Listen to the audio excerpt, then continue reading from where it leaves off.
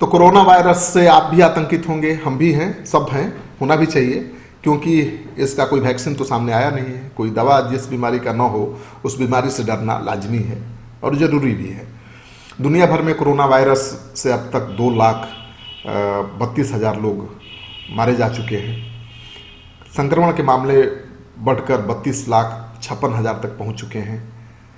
भारत में भी स्थिति ठीक नहीं है। भारत में भी संक्रमितों की संख्या 40,000 से ऊपर हो चुकी है और जहां तक बिहार की बात है आंकड़ा 517 से ऊपर जा चुका है।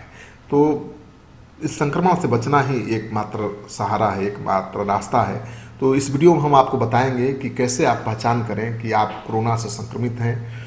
अगर संक्रमित हैं तो क्या स्टेप आपको लेना चाहिए, कैसे अपना बचाव करना चाहिए, अस्पताल किनको जाने की ज़रूरत है, किनको घर बैठे क्वारंटाइन में रहने की ज़रूरत है, इस बात पर हम चर्चा इस वीडियो में करेंगे।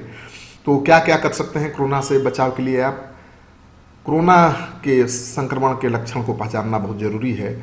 अगर आप जानेंगे कि कोरोना एक ऐसा वायरस है जो सबसे ज़्यादा फेफड़े को संक्रमित करता है और इसके दो मूल लक्षण होते हैं, बुखार और सूखी खांसी। कई बार इसके कारण व्यक्ति को सांस लेने में तकलीफ हो सकती है। कोरोना के कारण होने वाली खांसी आम खांसी नहीं होती है। इस कारण लगातार खांसी हो सकती है, यानी आपको 1 घंटे या फिर उससे अधिक वक्त तक लगातार खांसी हो सकती है। आप लगातार खांसते रह सकते हैं, खांसते खांसते आपका दम फूल सकता है और 24 घंटे के भीतर कम से कम 3 बार इस तरह के दौरे आपको पड़ सकते हैं। तो मानकर चलिए कि अगर इस तरह के दौरे आपको पड़ रहे हैं, लगातार खांसी हो रही है, तो आप कोरोना से संक्रमित हो गए हैं। अगर संक्रमण का स्तर किस लेवल का है, अगर बहुत हाई लेवल का होगा तो इस तरह के दौरे बहुत ज़्यादा पड़ सकते हैं। अगर संक्रमण का स्तर कम होगा, एक्सपोजर कम होगा, तो थोड़ा असर भी कम हो सकता है, लेकिन आप अंदाज़ा लगा सकते हैं कि आपको कोरोना है या नहीं अगर इस तरह के दौरे पड़ रहे हैं तो। और अगर आपको खांसी में बलगम आता है तो ये चिंता की बात हो सकती है, इसकी जांच कराई जानी चाहिए। इस वायरस के कारण शरीर का तापमान 37 डिग्री से ज़्यादा हो सकता है और व्यक्ति का गर्म शरीर जो है गर्म हो सकता है और उसे ठंड महसूस हो सकती है। व्यक्ति को शरीर में कंपकपी भी महसूस हो सकती है और इसके कारण गले में खराश, सिर दर्द और डायरिया की शिकायत हो सकती है। तो अगर ये सब लक्षण आप में मिले तो आप समझिए कि आप संक्रमित हैं, आपको सावधान हो जाने की ज़रूरत है। लेकिन अस्पताल जाने की कब ज़रूरत है, ये सवाल आपके मन में उठ रहा होगा। हाल में एक ताज़ा शोध आया है, उसके अनुसार कुछ खाने पर स्वाद महसूस नहीं होना और किसी चीज़ की गंध का महसूस न होना भी कोरोना वायरस का एक खास लक्षण है। तो इस पर भी आपको ध्यान रखना पड़ेगा। और माना जा रहा है कि कोरोना वायरस के लक्षण दिखना शुरू होने में औसतन 5 दिन का समय लगता है। कभी कभी ये कम वक्त में भी अपना लक्षण दिखाना शुरू कर सकता है।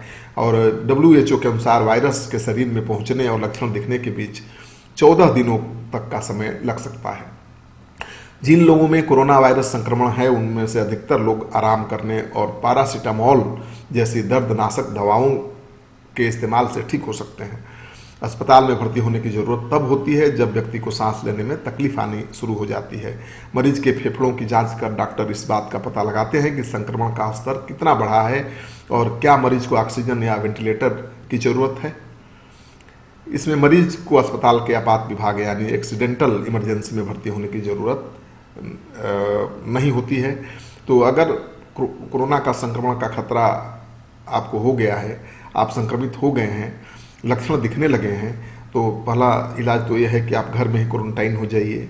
पैरासीटामोल जैसी दर्दनाशक दवाएं डॉक्टर की सलाह से आप ले सकते हैं। बगैर डॉक्टर की सलाह के तो आप कुछ मत लीजिए।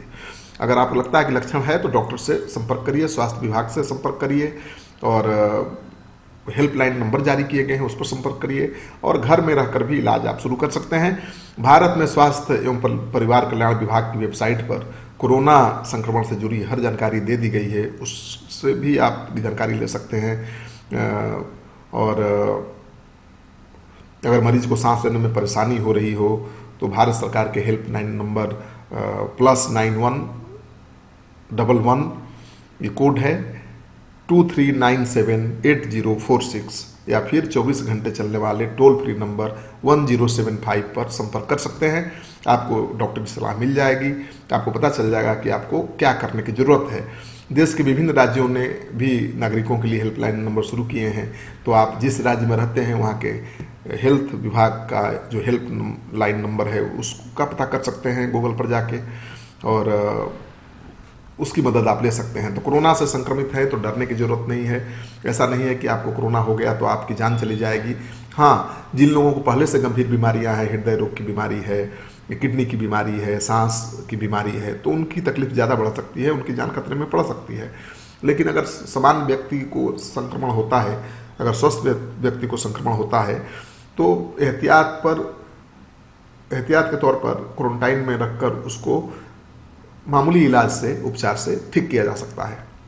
तो ये घातक बीमारी तो जरूर है और इससे बचने का एकमात्र जरिया है कि आप घर में रहिए और सोशल डिस्टेंसिंग का पूरा ख्याल रखिए, साफ सफाई का ख्याल रखिए और नियमित व्यायाम करेंगे तो आपकी जो रोग प्रतिरोधक क्षमता है वो बढ़ेगी और आप पर कोरोना का प्रभाव कम होगा। अगर आपको ये खबर, ये वीडियो अच्छी लगे तो इसको ज़्यादा से ज़्यादा लोगों के साथ शेयर करिए, क्योंकि कोरोना से संक्रमित भारत में मरीज केवल 40,000 के आसपास हैं, लेकिन भारत की 150 करोड़ की जो आबादी है, 1,30,00,000 की 130 करोड़ की जो आबादी है वो डरी सहमी है। सबको डर सता रहा है कि कहीं हमको कोरोना का संक्रमण तो नहीं हो गया। मौसम ऐसा है कि सबको सर्दी खांसी है, ज़्यादातर लोगों को बुखार भी है, और जिसको सर्दी खांसी हो गई उससे डर सताने लगता है कि कहीं वो कोरोना से संक्रमित तो नहीं हो गया। तो इस डर को निकालने के लिए ज़रूरी है कि कोरोना के लक्षण को बारीकी से समझा जाए। वैसे कई ऐसे मामले भी सामने आए हैं जिसमें कोरोना के मरीज में कोई कोरोना का लक्षण नहीं पाया गया, ये भी खतरा है। लेकिन आप अपना ट्रैवल हिस्ट्री पर गौर फरमाइए कि आप कहाँ कहाँ गए हैं, कहाँ कहाँ संक्रमण का खतरा हो सकता है। अगर वैसी संभावना बनी हुई है तो आप सावधानी बरत सकते हैं। अगर आपने अब तक हमारा चैनल सब्सक्राइब नहीं किया है कर लीजिए। आपका सहयोग समर्थन सिटी पोस्ट की टीम के लिए बहुत मायने रखता है।